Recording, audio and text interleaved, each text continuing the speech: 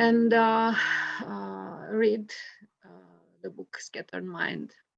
I saw that you published that book more than 20 years ago. Would you now have more recommendations, more anything else to add to someone with this problem? Yeah. Thank you. Yeah. I would.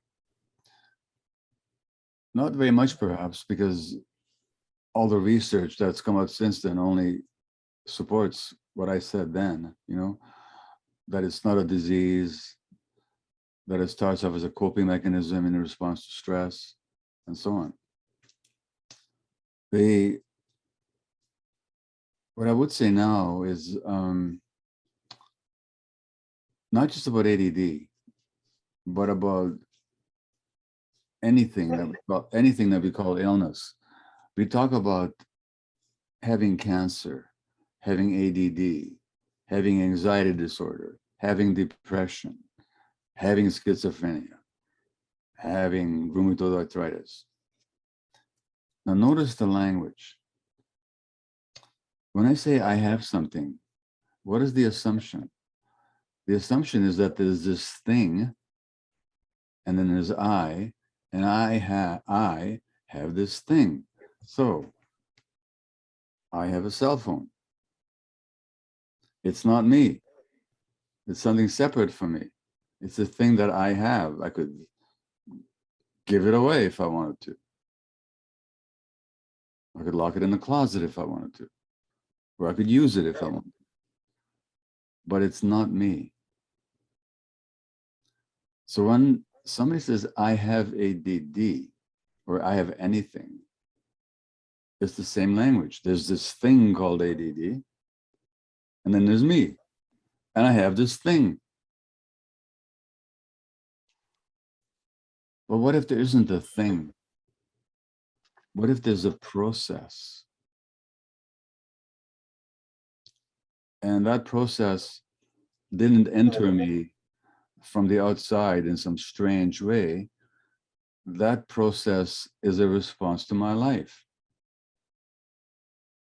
What I experienced as an infant, what I experienced maybe in my mother's womb, what I experienced as a child, and maybe some things I'm still experiencing now. If it's a process, and this is true again for everything we call illness, most everything, not everything, most everything, chronic everything for sure. If it's a process that somehow represents or manifests my life, then if I make decisions to live my life differently, that process can change. So when people say you got rheumatoid arthritis and it's going to behave this way, they're making the assumption that rheumatoid arthritis has got a life of its own that's going to impose itself on the person. But if I say the ADD, if I see the ADD, if I see the rheumatoid arthritis as a process that's manifesting that person's life, and if I can help that person get agency over their life, then that life can change. That process can change. And that thing can change too. So if I were to, now that's how I talk about things in my new book that's coming out next year, The Myth of Normal.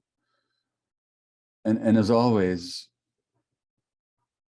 I figure things out when I write things, So what I would say, Daniela, is that rather than thinking of it as the thing that anybody has, it's a process, and it's a question of inquiring, what about my life keeps that process going? And what about my life could ease that process? We provide you with the certification and the credentials you need to teach mindfulness in professional settings. I invite you to check out our webpage at teach.mindfulnessexercises.com to learn more about the program, and I look forward to seeing you on the inside.